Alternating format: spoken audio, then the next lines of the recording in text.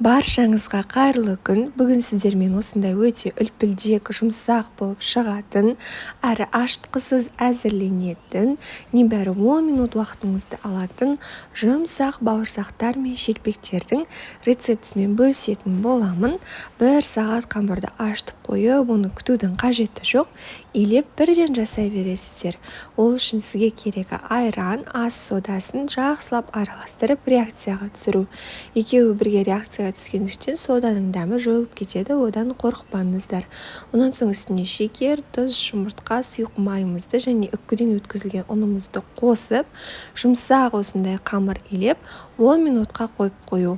10 минуттан кейін қамырыңызды аласыз да, жайып, майыңызды қуырып, шелпек бауырсақтарыңызды пісіріп ала бересіздер.